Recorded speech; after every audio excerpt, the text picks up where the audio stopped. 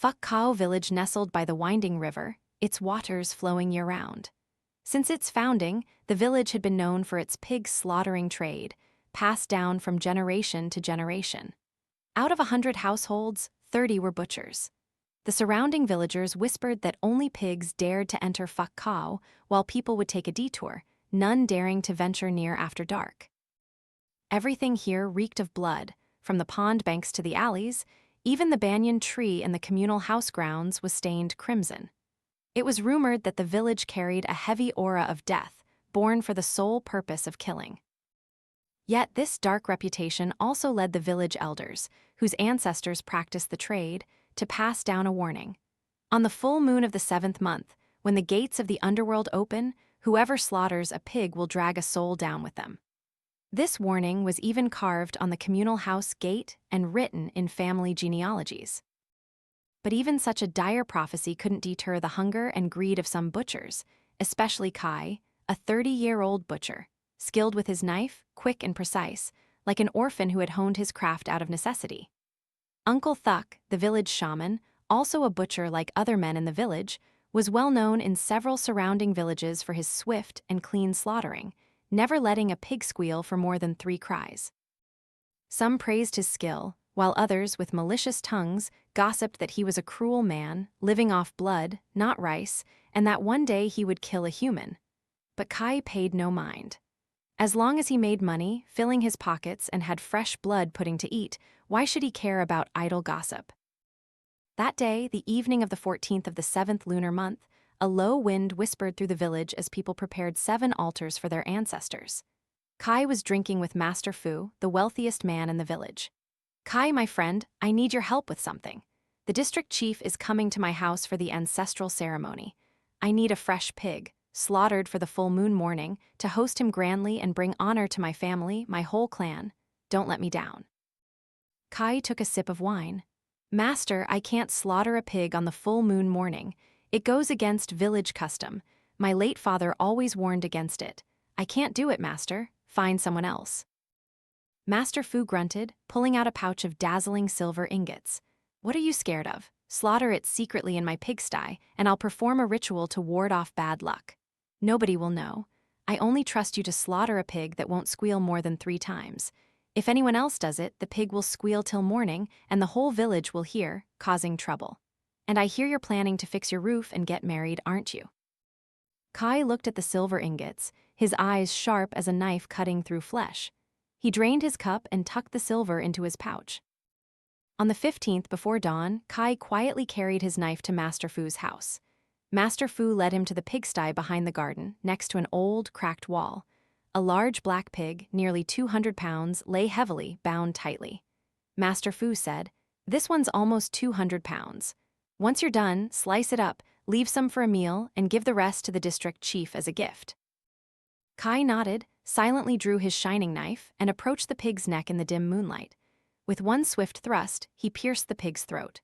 A long, agonizing squeal tore through the air, and blood gushed out.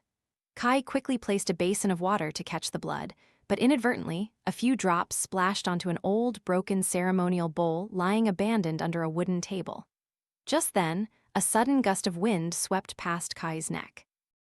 The pig's cries in his ears were no longer those of an animal, but a heart-wrenching human scream. "I'm here!" The blood in the basin slowly turned a deep, glistening black, like tar. Before Kai could react, the old wall behind the wooden table cracked, crumbling into pieces. Suddenly, an old woman's voice echoed from outside the fence. "Don't slaughter, don't!" Kai turned, startled, and saw Master Phu also gasp. It was the mad, deaf old woman who wandered the village, babbling like a crow. "The elder's daughter, you called her back, return her life, return it." She dashed away like a phantom, leaving Master Phu to curse her as a madwoman. Master Phu angrily shouted a command. Kai looked around. The wind extinguished the oil lamp. The moon still hung overhead, but its light seemed drained. In the darkness, the shadow of a girl stood beside the pig, her long hair covering her face, her pale hands raised towards Kai as if issuing a command. Kai gasped, stumbled backward, falling into the basin of blood, which spilled across the floor. The moonlight illuminated the bloody mess, revealing a woman's face, her eyes wide with hatred. Kai cried out, "Master, master, there's a ghost!" Master Phu frowned, helping Kai up. Clearly, he too had seen the apparition, confirming they had defied the village custom. But what was done was done. Master Phu patted Kai's shoulder. "What ghost? That madwoman's babbling. Keep slaughtering. I'll give you another ingot." Tempted by the money, Kai pushed down his rising fear, steadied himself, and continued. The next afternoon, Kai woke up exhausted, his back aching as if he'd been whipped, his eyes bloodshot. Uncle Phuc stood at his door. "What were you doing this morning?" "Nothing, just drinking." Silently, Uncle Phuc pulled a lightning talisman, drawn with chicken claws, from his ow and pasted it on a house pillar. "You just butchered for Master Phu, didn't you? From now on, don't let anyone step into your house after dark. You've stumbled upon an old story, it's coming back to life. Watch yourself." Uncle Phuc sighed helplessly and left. As Kai passed the communal house grounds, he clearly heard a girl's mournful cries. The wind whispered in his ears, rustling like someone calling, "Kai, return it!" Startled, Kai ran home. In the fading light, he caught a glimpse of a white robe flitting past, covering a face, bare feet caked with mud. A week after the full moon night, Kai was a shadow of his former self. Wherever he went, he carried a pouch of fragrant herbs and a few cloves of garlic tucked into his shirt. He was jumpy, flinching as if someone had touched a raw nerve. His eyes constantly darted backward, and his hands trembled, especially when he saw blood. The summer air was hot and still. Kai's house had only one oil lamp, its flickering light casting dancing shadows on the mud walls, like someone swaying on the porch. Kai lay shirtless in his room, fanning himself with a palm leaf fan, sweat soaking his back. The uneasy feeling clung to him. Since that night, the straw-and-earth walls seemed to whisper, a faint scratching sound like fingernails on dry ground. Suddenly, he heard soft, dragging footsteps in the yard. Kai bolted upright, breathing heavily. He patted his chest, trying to reassure himself. Damn it, probably a neighbor's dog. He lay back down, muttering, but the footsteps stopped. In their place was a soft, melancholic sob coming from near the window, the sound of a young girl. Kai rushed to throw open the door and peered out. No one. Only a tattered white dress hanging from the beetle nut palm in the yard. Its shoulder stained with a faded black blood stain from when the blood had splattered and the dress had flown off. The next morning, Kai recounted everything to Uncle Phuc. Uncle Phuc sat by the incense burner, puffing on his pipe, the smoke forming an O. His face was grim. "Why are you so stubborn, so foolish? Why didn't you listen to your father but listen to that Master Phu? Now look what's happened. It's not a common ghost following you, it's the spirit of a virgin sacrificed with no burial, no name, no peace. Think about it, why is this village temple abandoned?" Kai stammered. "What ghost?" "Is it Duyen, the girl from before? Was she really sacrificed? Our village doesn't have such a custom, does it?" Uncle Phuc closed his eyes, recalling a distant memory. "When our village was first established, it was called Butcher's Village before it was changed to Phuc Khau. In the old days, whenever there was a famine, the villagers would quietly choose a virgin, lead her to the temple, and lock her inside to offer her soul to the pig god. On the full moon morning, they would use pig blood to anoint the girl, then bury her beneath the communal house grounds to ensure the village's peace." Kai was horrified. "My God, you mean they killed people? What a cruel custom." "Hush your mouth. In those days, who dared to speak against it? The king's law was less powerful than village custom. That ghost following you is Duyen, the daughter of the village elder, forced to be sacrificed during a great famine. But that night, her family secretly came to the temple to save her, and the villagers beat them all to death. Duyen also died without a trace. That's why no one has dared to touch the temple since." Uncle Phuc continued, "Do you remember that broken bowl in Master Phu's pigsty? That was Duyen's offering bowl. When your blood got into it, her spirit awoke, you fool." From that day on, Kai lay huddled in his room, his legs pulled up to his head, unable to sleep, haunted by Uncle Phuc's words. The oil lamp flickered. The wind whistled through the gaps in the door, like someone breathing close to his ear. He tried to close his eyes, but the sound of pig squeals, not from an animal's choked throat, echoed from under his bed. Kai's eyes snapped open. He reached for his pig-slaughtering knife on the headboard and sat up. The lamp suddenly went out. In the faint moonlight shining in from outside, he saw a girl's shadow, her eyes wide, standing over him from under the bed, her face covered, her body caked in mud, her eyes black as coal.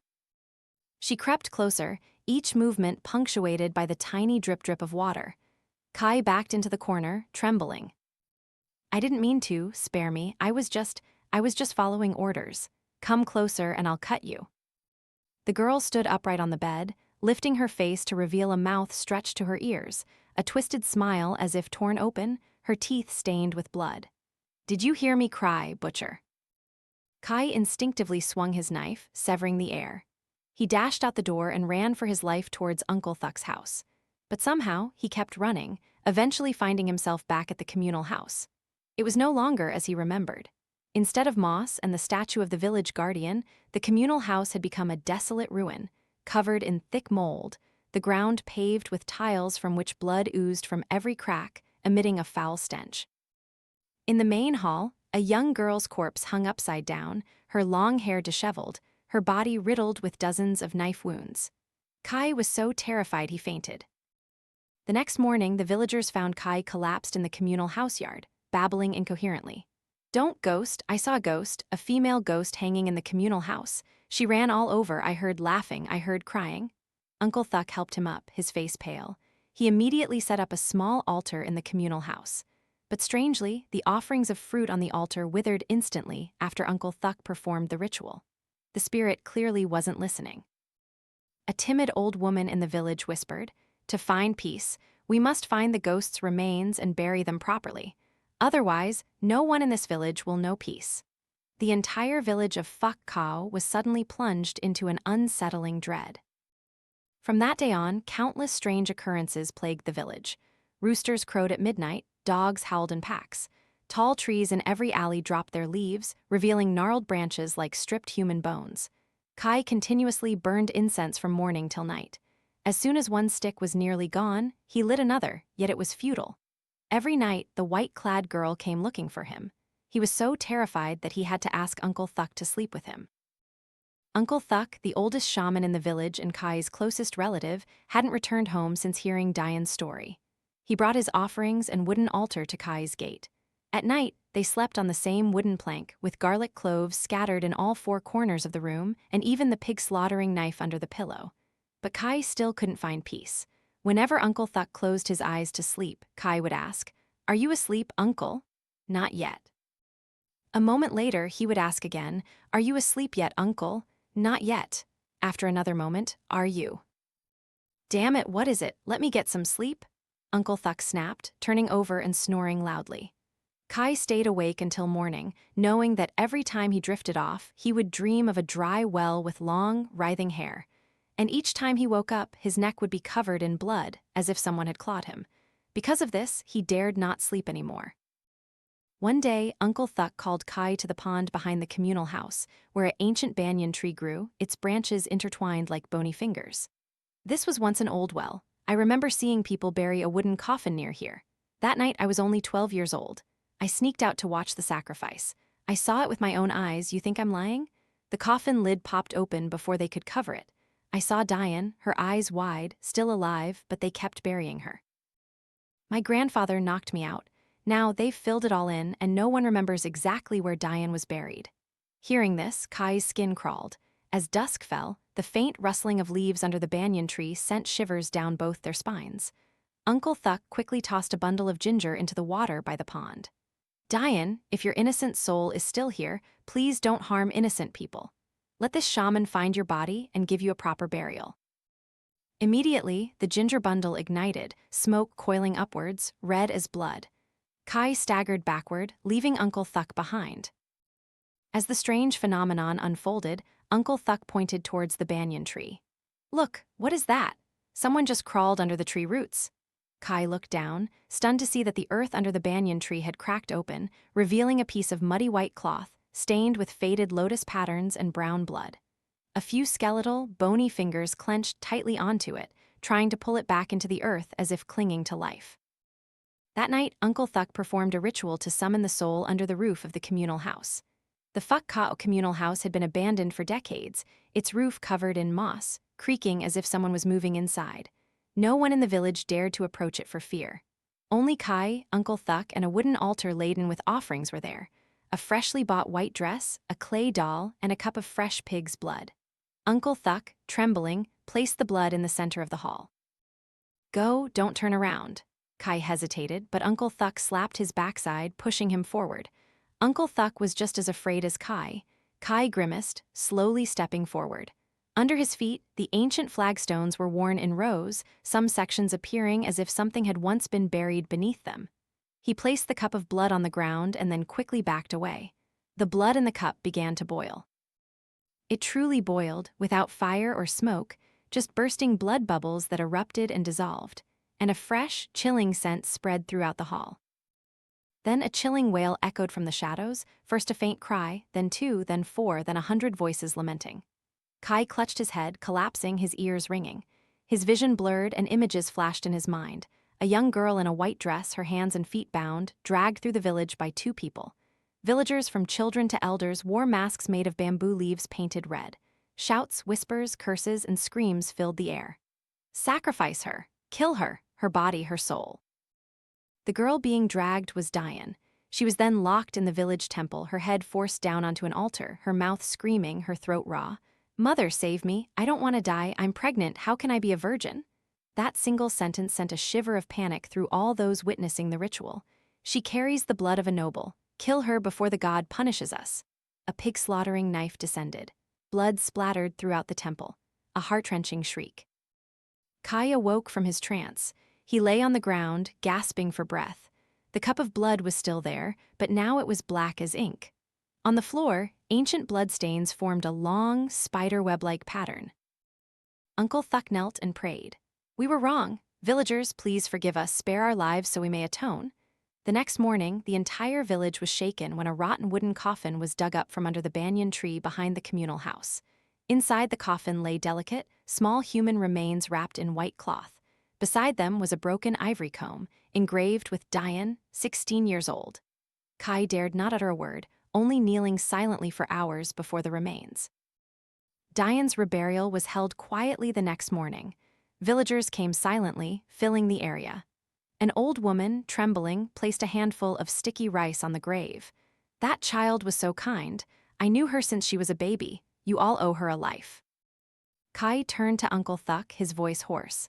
"Uncle, last night in my dream I heard her say she never cursed this village. She only wanted a proper burial and to be remembered." Uncle Phuc nodded gently, tears streaming down his wrinkled face. "Then her soul has found peace. You are free, my child. Don't be foolish again." After Duyen's reburial, Phuc Khau village seemed to return to its quiet state. But for Kai, peace remained elusive. Something felt stuck behind his neck, as if an unseen gaze still followed his every step. Was Duyen's message about being pregnant still a mystery, or were there hidden truths? He decided to investigate what he had seen in his delirium at the communal house. The baby's blood, the cries for help, perhaps they weren't hallucinations, but something deliberately concealed. That afternoon, Kai stumbled his way to Old Lady Ku's house, the former village scribe who recorded births and deaths. Now blind, she lived alone in a crumbling house with a moss-covered roof. Kai entered and quietly asked, "Auntie, I'm Kai, the butcher. I want to ask about Duyen's death many years ago." Old Lady Ku remained silent for a long time before speaking. "You've come to the right person. I wrote her name in the sacrifice ledger myself. But that day, I was forced. Duyen wasn't chosen randomly for sacrifice." "Wasn't it supposed to be a virgin?" Kai pressed. "Yes, but someone in the village conspired to frame her, fearing the child she carried." Who did it?" Old Lady Ku didn't answer directly. She gently lifted a cloth covering an old, dusty wooden chest and reached inside, pulling out a yellowed parchment. It was a declaration of the ritual from that year, marked with a red seal. Besides Duyen's name, there were many pig-slaughtering knives drawn in a circle, a symbol used only by families in the butchering trade. Kai's own family were butchers. His grandfather had passed down the trade. Uncle Phuc, Kai's great-uncle, had not followed the profession. But his father, who had died in a slaughterhouse accident when Kai was young, never spoke of the past. "Auntie, is this mark from my family?" Kai asked. "I'm not sure. But your father was the only one ordered to perform the sacrifice that year. He lost his mind for days after Duyen's death. I told them it was a vengeful spirit, but I believe he carried the guilt." After the meeting with Old Lady Ku, Kai's mind was a tangled mess. His father, a quiet, gentle man, might have been involved in Duyen's sacrifice. Old Lady Ku's answer was like a dagger plunged into his childhood memories. That night, a chilling wind blew. Kai returned home and lit 3 sticks of incense before his father's altar. He knelt, breathing heavily, only the faint crackle of burning charcoal disturbing the silence in the kitchen. He whispered, "Father, if you were wronged, please let me know. If you did wrong, please tell me the truth." As he spoke, a strange gust of wind swept through, extinguishing the incense and knocking over his father's portrait. Startled, Kai quickly righted it. His eyes caught a small crack behind the altar, as if something had been forced into it. He hurriedly retrieved his father's knife and carefully pried open the crack, revealing a small, dark cloth bag rolled up and tucked inside the earth. Kai's heart pounded. He opened the bag. A musty, moldy smell rose. Inside was a small white handkerchief with Duyen's name embroidered in purple thread, stained with old, dry blood. Next to it, a small, dark piece of wood with crude, disjointed words carved into it. "If I don't do it, the whole family will die." He said, "1 life for 3. And below, a line written in faded, black blood. "Spare me, I don't want to kill anyone." Kai's blood ran cold. Who is he? Did my father write this? He stood frozen, cold sweat trickling down his neck. He had lived in torment, and it seemed no one knew this secret, not even his mother. He looked at his father's ceremonial knife, feeling its weight in his hand, its cold gleam in the oil lamp's light, like the eyes of the dead. The next morning, Kai took his father's knife and the note back to Old Lady Ku. The blind old woman was not surprised by his story. She let out a dry, crackling laugh like burning chaff. "I knew you'd find this sooner or later. Your father was more pitiful than blameworthy that day." Kai clenched his fists. "Auntie, do you know who forced my father to kill Duyen?" It was Lord Han. He was having an affair with Duyen. That foolish girl ended up pregnant, and his wife was the powerful daughter of the governor. If the affair came out, Lord Han would surely die. So he concocted the story of the sacrifice. Human sacrifice was real from the time the village was founded, but it hadn't been practiced for decades because people feared retribution. Lord Han revived the old custom, choosing Duyen as the sacrifice, simply to deceive the public. Kai felt a wave of despair.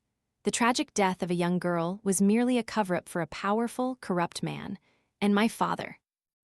Your father lost a lot of money gambling and owed Lord Han a great deal. Lord Han threatened to accuse him of impregnating Duyen and stealing money, forcing your father to be the butcher. With his role as the head butcher, everyone thought your father was cruel. They believed he was guilty, that killing was just a part of his nature." Old Lady Ku coughed weakly, then gently touched the old paper. "Even though I knew everything, who dared to speak out against Lord Han back then? Otherwise, I would have ended up like your father and Duyen, dead sooner or later." Kai felt as if he had fallen into a deep abyss. So many years of hidden truth finally brought to light, but the pain in his heart didn't lessen. It only grew heavier. "Auntie, if I want to clear Duyen's name and my father's, is there still a way?" Old Lady Ku took Kai's hand and nodded. "You must find the shaman in Che Go village. That person holds an ancient talisman to bind spirits. Only that talisman can help Duyen's soul find peace and expose the real culprit. Your Uncle Phuc is just an amateur, he's of no use." Kai nodded, bid farewell to Old Lady Ku, and left her house.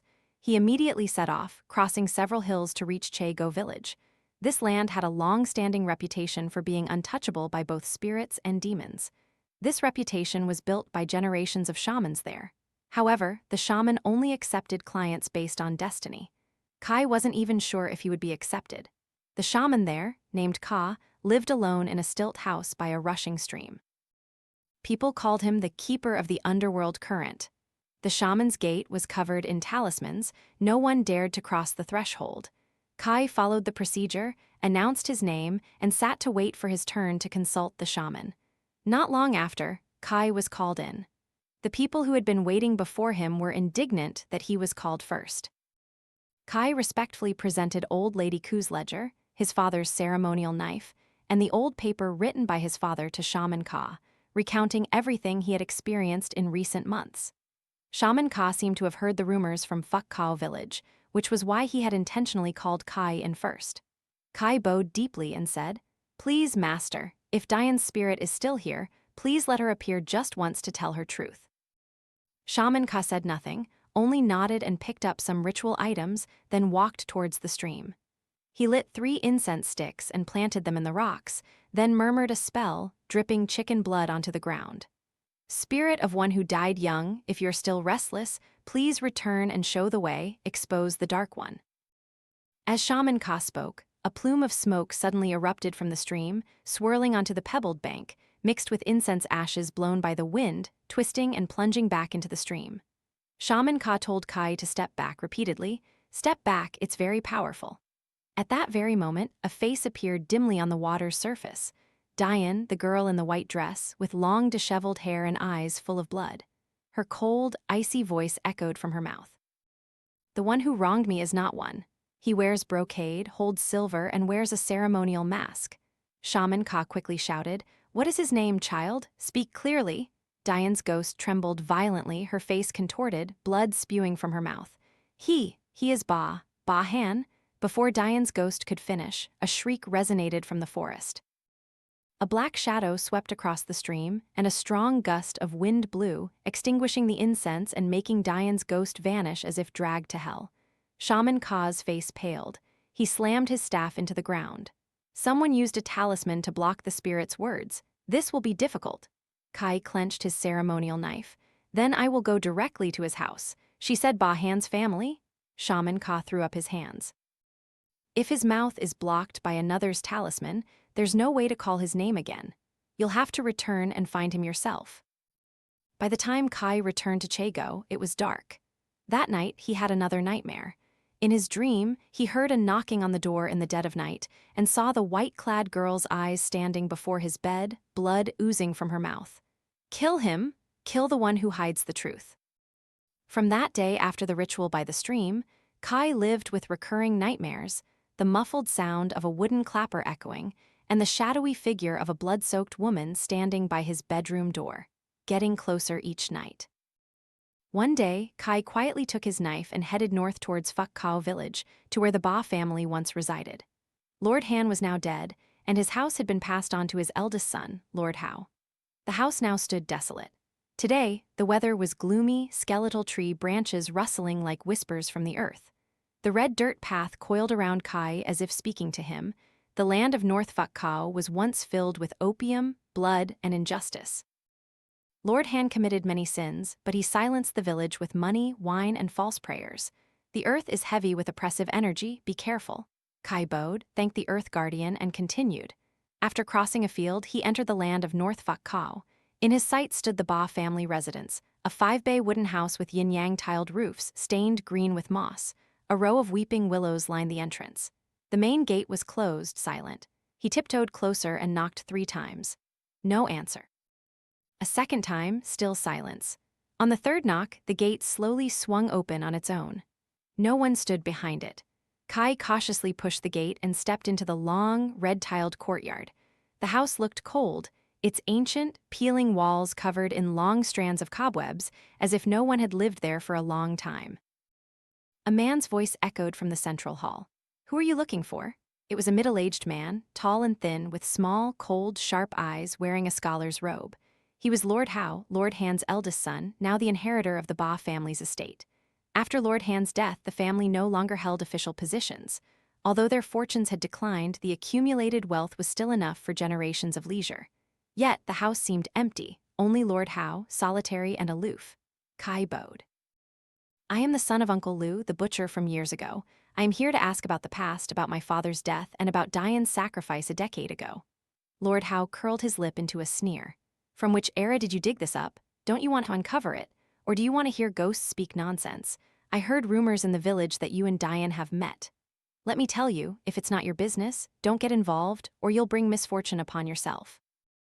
Kai did not answer him. He placed his father's ceremonial knife on the wooden central pillar of the house. This knife was used for the ritual that night. The words "severed fate" are carved on the handle. My father was forced to wield the knife and kill, but who gave him the knife? Who arranged the ritual? You must know better than anyone. Lord Hao's face tightened for a few seconds, then he turned and spoke coldly. "Your father is dead. Duyen is dead. I am not dead yet. Go home. Don't dig up old graves. In this land, whoever disturbs the dead will follow them into the grave." Kai didn't respond, but he saw a flicker of fear in Lord Hao's eyes, proving that he wasn't entirely innocent, that he was hiding something. "Go home. Don't come here asking me such foolish things. Lord Hao waved his hand and went further into the house. Kai frowned. He slowly retreated, but as he turned, he suddenly saw a white shadow descend from the loft inside the house. Long hair flowing, feet not touching the ground, it glided past the main hall and disappeared through the back door. Lord Hao showed no reaction, but Kai was drenched in cold sweat. Is there anyone else in this house? Kai stood rigidly by the doorstep. The white shadow that flitted past had the form of a woman, her face indiscernible, but her hair was soaked as if she had just emerged from water. The house suddenly creaked, and a broken roof tile fell, bringing with it the musty smell of ancient earth into Kai's nose. He looked at Lord Hao, who still sat calmly on his chair, pouring tea, his eyes cold as if he had seen nothing. I just saw someone come down from the loft. Is anyone else alive in your house? Lord Hao slowly lifted his teacup, his voice even. The loft is a shrine. For 10 years, the house has been abandoned. No one has set foot up there. I only returned a few days ago myself. Kai didn't believe him. He ignored Lord Hao's dismissal. He carried his pig-slaughtering knife, carefully feeling each step as he climbed the creaking stairs to the loft. The loft was a small, low-ceilinged room, long abandoned. An old altar covered in dust stood against a wall.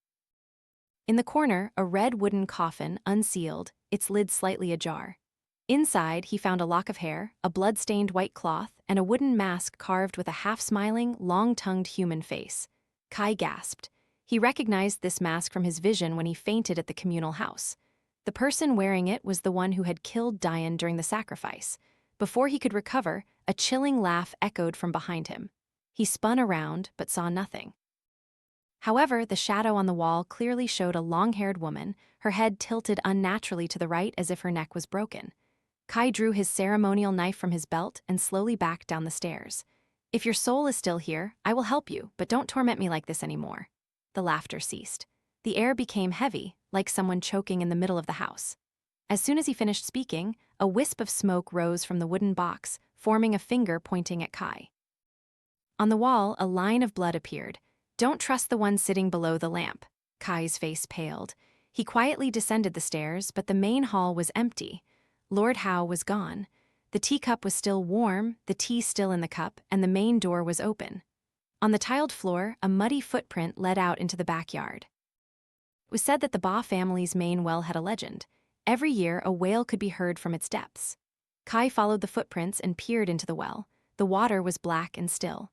Suddenly, a pale white hand shot out from the murky depths and grabbed his wrist. Kai cried out, swung his knife at the hand, and stumbled backward. But when he looked again, there was no hand, only a bruised, dark mark on his wrist, like a dead person's grip. Kai, shaken, looked up at the trees behind the house. A white cloth, stained with dried blood, hung from a branch. He didn't know who had put it there. On it were written the words, "The guilt is not of one person." Kai stood silently before the blood-soaked white cloth, fluttering faintly in the wind, the words, "The guilt is not of one person," standing out starkly, like an accusation from the underworld. He slowly took a stick of incense, tucked it into the sheath of his knife, tucked the knife into his pouch, and looked down once more at the ancient well. In the black water, droplets gathered, as if a shadow had risen and then vanished. The well had once been exclusive to the Ba family, forbidden to villagers. It was rumored that each generation of the Ba family had to sacrifice a person's blood into the well to establish their lineage and secure power and noble titles. Kai slowly placed his hand on the well's edge. Suddenly, his heart pounded. In his mind, an image flashed, a woman in a dark scarf standing by the well, then jumping in to commit suicide. "Mother! Why? Why, Mother?" Kai whispered. He had never known how his mother died, only that she had disappeared after the full moon night, rumored to be a killer in the ritual branded mute until now. This image was like the last piece of a puzzle, completing his memory. Yes, she was pregnant. Who drove Mother to her death? Kai stood up dizzy. He returned to Lord Hao's house, but everything had changed. Furniture was overturned, ancestral portraits face down, and a puddle of warm blood lay on the old tiled floor. Kai walked slowly, stopping when he saw Lord Han's portrait hanging in the center of the house. He distinctly remembered that when he first entered, Lord Han was smiling in the painting. Now, his teeth were clenched, his eyes wide, staring directly at Kai. "You shouldn't be here." A gruff voice startled him from behind. It was old man Phuc, the oldest man in the village who had led Kai to Lord Hao's house. Kai asked, confused, "Why are you here?" Old man Phuc replied honestly. Following you, of course. Where is Lord Hao? Kai answered. He disappeared. Something in this house doesn't let the living stay long.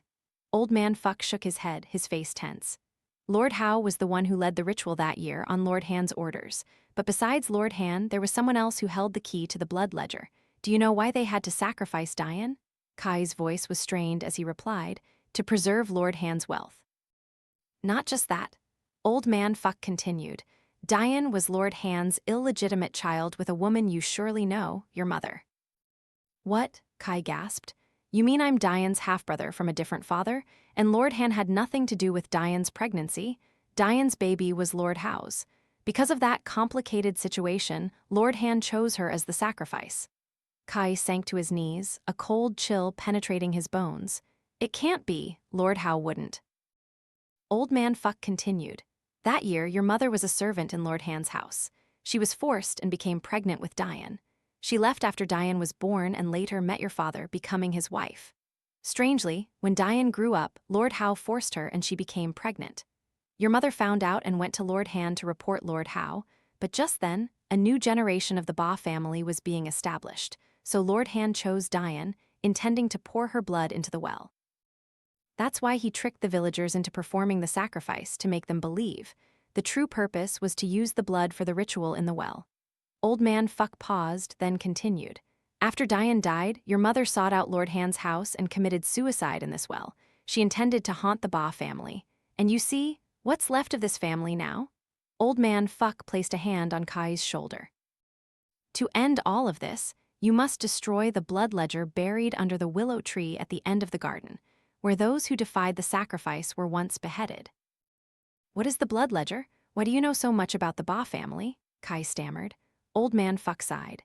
Yesterday, old lady Ku came to me, asking for my help. Now, only she and I know this secret. The blood ledger is a list of those whose blood must be sacrificed for the Ba family's lineage.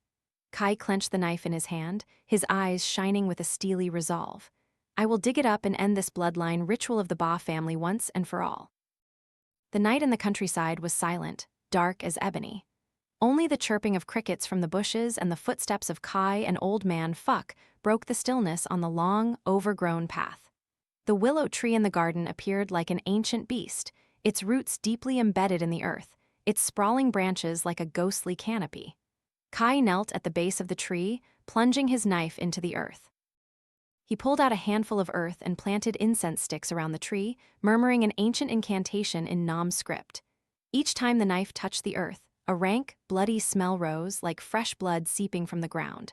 After nearly half an hour, the knife struck something solid.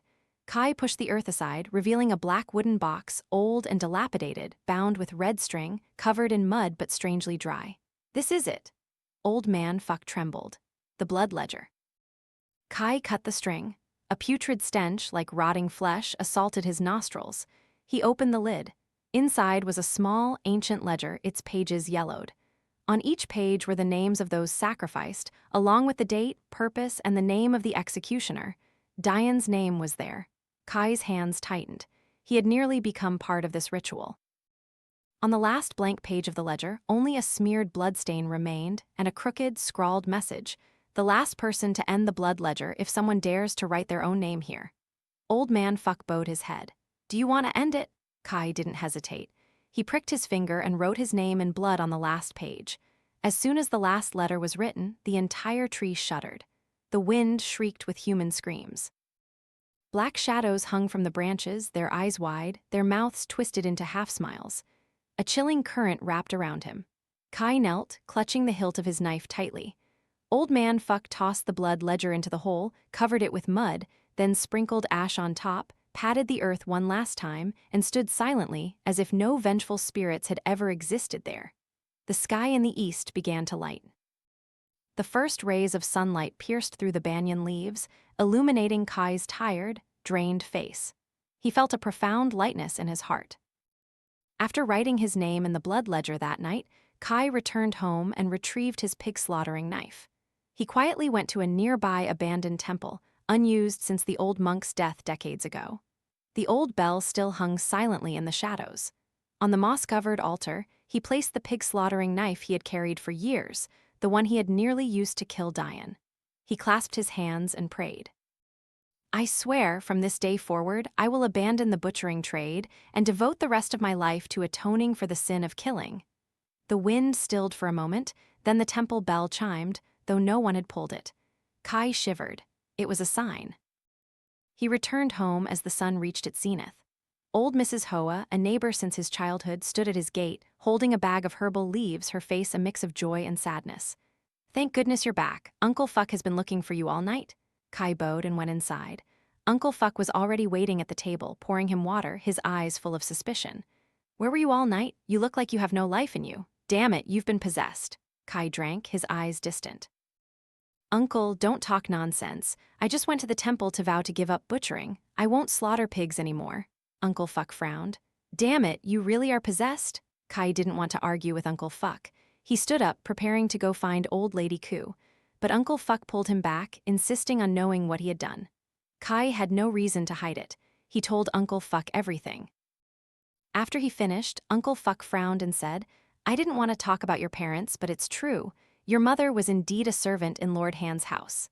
After she left, it was rumored she became a wandering woman, but I never believed it was true. And your father? He probably suffered karmic retribution.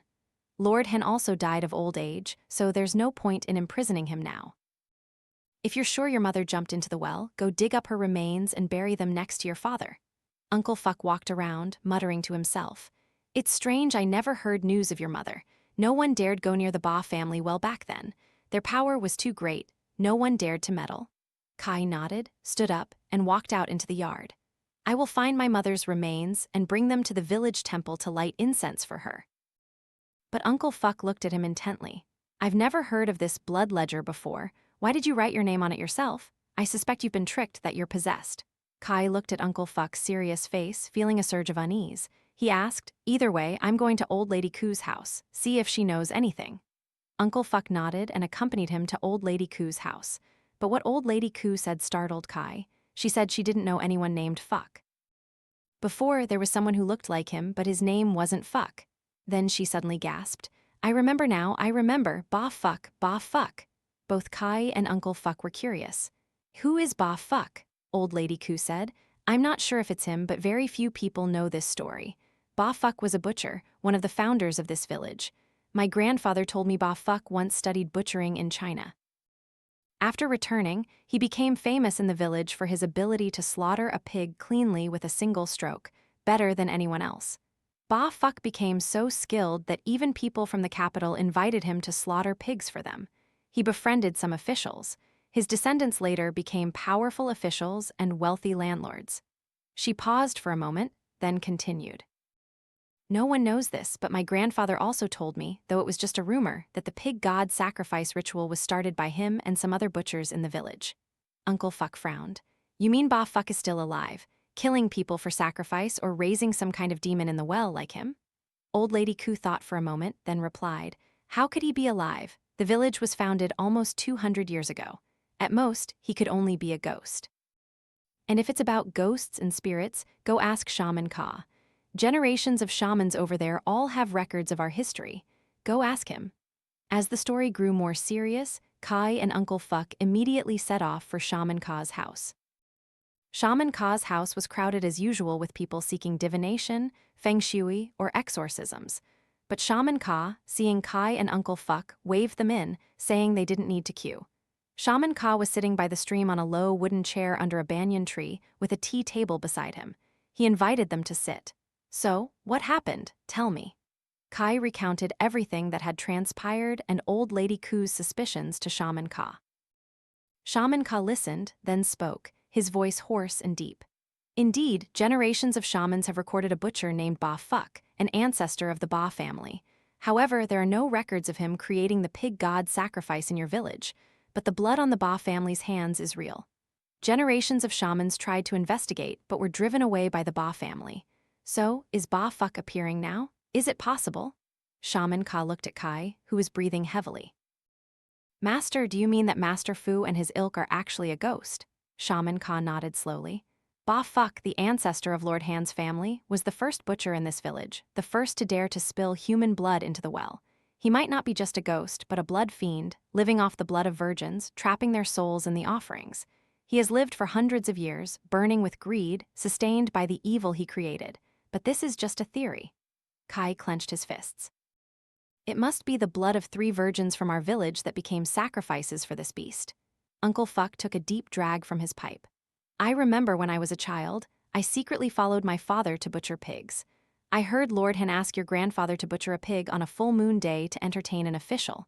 I don't know if it's a coincidence, but you also butchered on a full moon day, and now you're sitting here with 2 shamans talking about ghosts. Kai shuddered.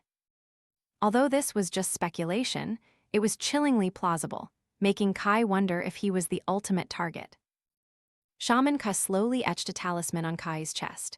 Tomorrow night, at the hour of the rat, we will perform a forbidden ritual to slay the ghost. But you must be the one to strike the final blow, because you were the one who wrote your name in the blood ledger. Kai nodded, closing his eyes as if sketching a talisman in the air. We will need 3 drops of your blood, water from the first rainwater of the month from the unused temple well, and a brass bowl for the incantation, and to bless the knife. Kai then asked about Old Man Phuc's spirit. How do we lure it up? Shaman Ka didn't look at Kai, only replied curtly, no need to lure it. The moment you step into the well, he will appear. Go prepare to gather mugwort leaves. You just need to find something that belonged to someone who was sacrificed, an offering. I will come to find you tomorrow. Afterward, Kai and Uncle Phuc returned home. Kai went to the abandoned temple and retrieved the ceremonial knife he had once intended to use to kill Duyen. He also still had the white cloth he had found earlier, which he now hung on a tree branch with his blood-soaked paper, burning incense, waiting for Shaman Ka. As night fell, Shaman Ka arrived at Kai's house.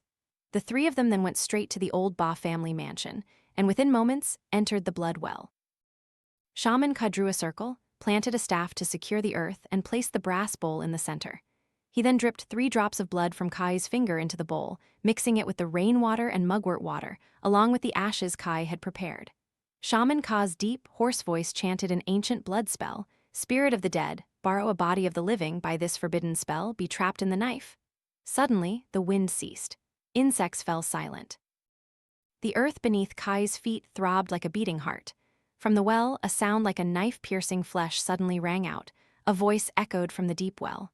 Your name is in the blood ledger. No one escapes the blood once written. Kai's lips tightened. There was no doubt. This was Ba Phuc's voice. Kai looked straight into the well and demanded, You want to possess a body, don't you? Use it as a bridge between the mortal and spirit worlds. In the well, a pale hand covered in long black hair, sharp as a talon, slowly rose. I am not a human being, I am not a demon, I am a pig-headed demon, fast and agile. On its chest were countless faces of young girls, including Duyen. It stood upright like a somnambulist, its body bristly and wet with foul-smelling mud. One hand was human, the other a pig's hoof. This horrifying sight made all 3 men tremble slightly. Uncle Phuc couldn't help but gasp. That pig's head. It's exactly like the pig I slaughtered at Master Phu's house. I was the first butcher who dared to slaughter a pig on the full moon of the 7th month, centuries ago. My actions brought karmic retribution and allowed me to live again, Ba Phuc roared. Uncle Phuc shouted back, You were the one who established the ritual to sacrifice to the pig god. You were the one who sowed vengeance and dragged countless women and men into this abyss of the dead. A glowing red orb erupted from the well, nearly 2 meters high, its surface flickering like firelight, emitting a putrid smell that made Kai feel sick with bloodlust. Kai stumbled backward, remembering that Master Phu was the one who lured him into slaughtering the pig on the full moon. He shouted, Master Phu is Lord Hao's henchman. He's a descendant of the Ba family's bloodline. He tricked you into slaughtering the pig on the full moon and writing your name in the blood ledger to open the gate for this ancient butcher to possess a body. Kai's eyes reddened. I will not let you live again. No more blood will be shed. No one else will die because of this. Shaman Ka placed the brass bowl on Kai's ceremonial knife. Kai began to murmur incantations. Ba Phuc's spirit shrieked, It's too early. You can't escape. All who are here today must die. Ba Phuc, with his new body, lunged at the 3 men. As he crossed the circle, Shaman Ka slammed his staff into the center of Ba Phuc's chest. Ba Phuc screamed as if on fire, black smoke emanating from him, rapidly eating away at him up to his wrists. Ba Phuc let out a long shriek. From his pig-like mouth, a stream of black fluid, like blood, shot straight towards Shaman Ka. At that moment, Uncle Phuc grunted, quickly invoking an ancient spell, causing the flying blood to suddenly fall like rain, not a single drop touching the three men. Shaman Ka didn't falter. He stepped out of the circle, threw a handful of talismans towards Phuc. Feeling the danger, Phuc quickly spun around, his bristly body trying to escape back into the well, but Shaman Ka shouted, "Kai, stab him with the knife, don't let him escape." Kai quickly jumped up and stabbed Phuc. But his speed was still a little slow. The knife only pierced Phuc's leg. His foot plunged directly into the earth. Phuc couldn't run. His soul was held tightly by the knife. He shrieked in terror like a pig being slaughtered. Shaman Ka, Uncle Phuc, and Kai looked at each other and smiled. Now it's easy. We can kill this pig-headed demon. Suddenly, from the back door of the Ba family mansion, the sound of shuffling footsteps echoed. A tall, thin figure, cloaked in brown-green moss-colored robes, appeared, carrying an iron staff with a dragon's head, which clattered on the floor. Sunlight from above illuminated his distorted, grotesque face. It was Lord Hao. "You fools! You tried to trap the old man, and now my family's blood well is disturbed like this?" Uncle Phuc retorted. You were the one who lured him with Master Fu on the full moon of the 7th month to open the blood well? Lord Hao smirked, slowly stepping into the circle, fearlessly admitting, "Yes, Kai's pig slaughtering that day wasn't a coincidence. Everything was meticulously planned. The bloodline of the Ba family needed the first butcher of the village to shed blood on the full moon day to summon our ancestor." Kai shouted, "I am not a sacrifice for your family's bloodline." Lord Hao lifted his dragon-headed staff to the sky. Kai's legs trembled violently and the well's surface began to ooze blood. "This is my family's land. Do you think you can leave here alive?" Shaman Ka slammed his staff into the ground. "This polluted blood, today I will use you as a sacrifice." From Shaman Ka's staff, white smoke billowed like a misty cloud. The circle suddenly shone brightly. Lord Hao recoiled half a step, his eyes wide with fear. "Shaman Ka, do you think these old spells can do anything to me? I have the blood of my ancestors, the memories of my clan, the ancient knife used for the ritual." He drew a rusty knife, its handle carved with a black pig's head. Uncle Phuc, unafraid, lunged forward, swinging his sickle at Lord Hao's hand, but was knocked back. Kai followed, his pig-slaughtering knife, which he had carried for decades and retrieved from the abandoned temple, also lunged forward. Knife met knife with a resounding clang like a shattering bell. Both men recoiled. Kai's hand was bleeding from the knife wound. Shaman Ka quickly shouted, "Kai, give me your blood, put it in the brass bowl." As blood streamed from Kai's hand into the bowl with the mugwort water, Shaman Ka drew an inverse Bagua symbol on the ground and chanted a spell. Smoke rose violently. Shaman Ka then shouted, "Only the blood of a true butcher can seal the gate of the blood well." Kai roared, plunging his knife into the Bagua symbol on the ground. A pillar of red light exploded from beneath the earth, throwing Lord Hao out of the circle. He rolled several times, spitting blood, his eyes wide and vacant. Lord Hao screamed and wailed like a pig being slaughtered. "Ancestors, save me, my blood is still here. My body is still here."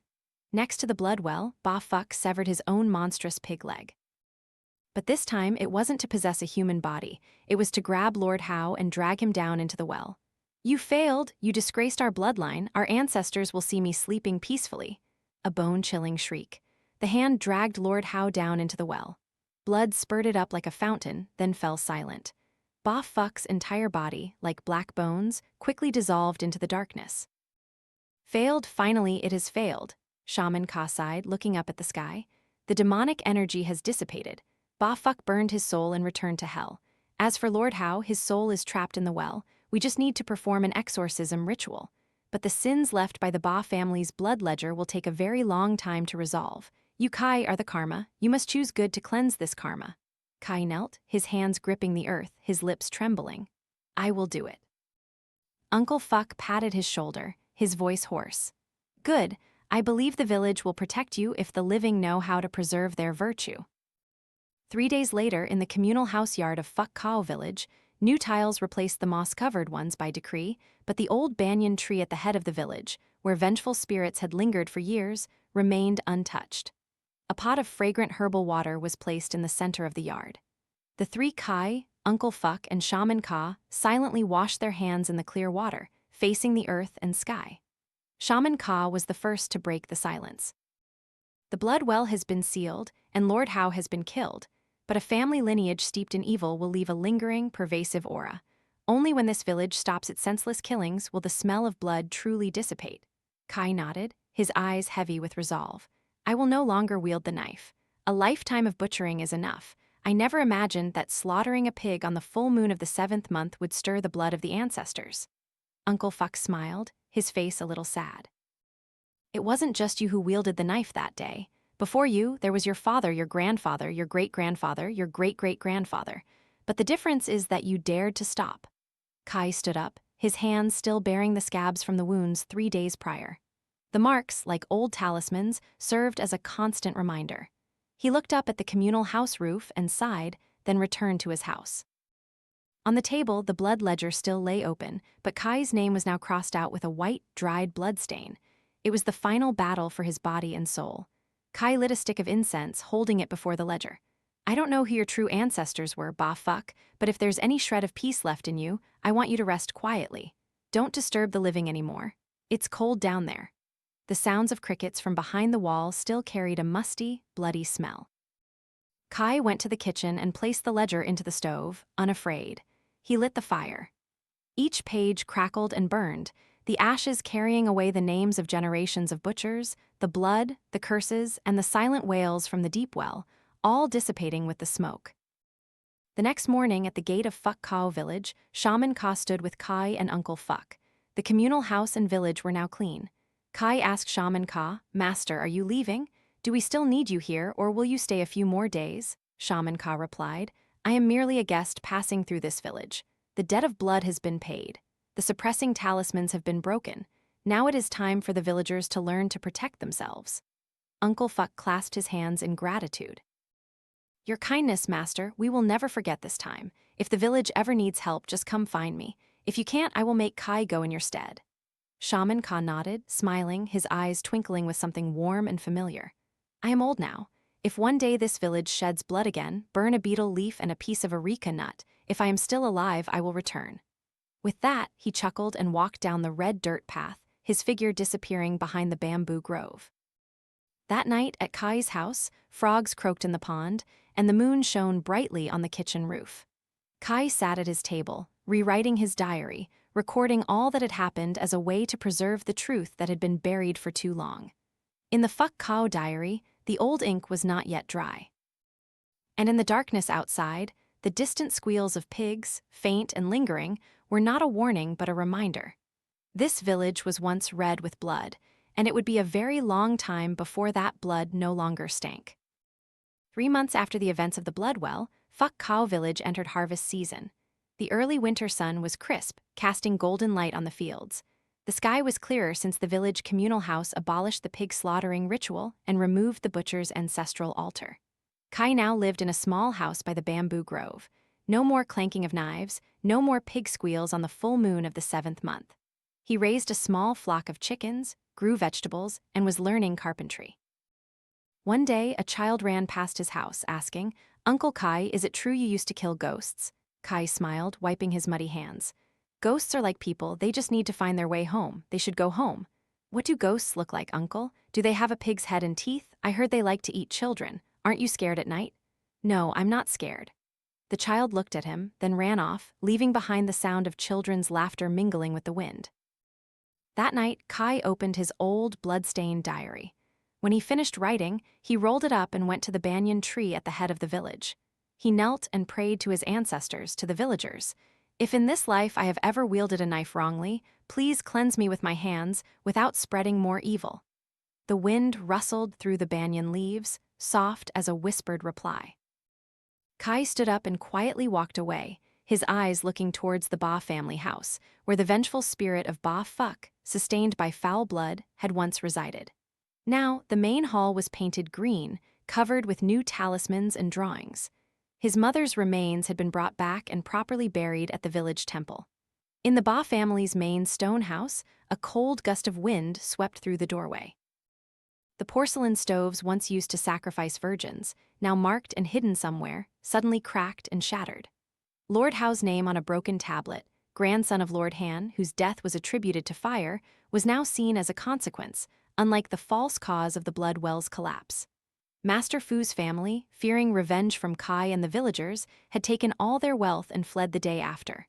No one knew where they went, and no one cared. There was no need to compensate for sacrifices. It was considered a sickness within them, allowing them to start a new life. The next morning, Kai was working in the field when Uncle Phuc called from afar. "Kai, the village is holding a new ceremony. No slaughtering, no sacrifices, just offerings of cakes and prayers." Kai nodded, replying, "Is that right, Uncle? This village has changed so much, hasn't it?" Uncle Phuc stroked his beard and smiled. "Yes, it has changed. From blood and grudges to new, peaceful prayers." Kai stood on the communal house grounds, watching the sunset paint the sky. He heard the village drums, not for sacrifice, but for a dance welcoming the harvest season. Phuc Khau village was reborn, not with blood, but with the hearts of its people.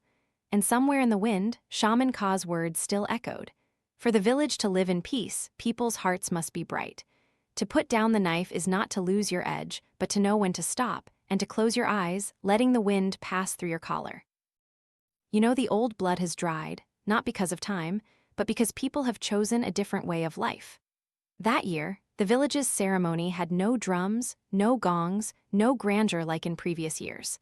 But every house had red flags and paper lanterns on their porches, welcoming a season without bloodshed, a month without vengeful spirits. Kai stood silently by the communal house, where the old wooden pillar, once carved with the names of the sacrificed, was now gone, replaced by a small inscription. "We live for people, not for ghosts." From afar, a girl in a white tunic, her hair gently flowing, her eyes sparkling like well water in autumn, walked towards him. It was Lan, the girl Kai had admired, who had once rejected his marriage proposal because of his butchering profession. She had gone away to trade goods and returned only now after a year. She stood silently for a moment, then smiled. "They say you no longer slaughter pigs, and you were the one who put an end to it all. Our Kai is so brave." Kai bowed his head, a shy smile on his face, blushing. He was not used to being praised after so many years of being feared. Lan gently touched his hand. "If I was afraid of you before, now I only want to stand by someone strong enough to protect others' lives." Kai flinched, withdrawing his hand. Lan covered her mouth and chuckled. "Our Kai is shy, isn't he? Do you still remember asking me to marry you? Tomorrow is a beautiful day. My father will be home." The small drums began to beat, this time not to announce death, but to call everyone to the full moon festival. Kai looked at Lan, then at the villagers who were clapping and cheering. The old banyan tree at the communal house, whose ancient roots entwined the well where a lifetime of curses had been buried, now seemed to embrace a new beginning. This time, Kai took her hand, the first time after so many nights of struggling with blood and the cries of vengeful spirits. He felt peace in his heart, no longer afraid, no longer shadowed by darkness, only the girl beside him, and the laughter echoing through the village as they walked the clean, bright path. A few children cheered. "Kai." "The one who saved us all." Kai smiled and replied, "Aren't you afraid of the chicken ghost coming for you?"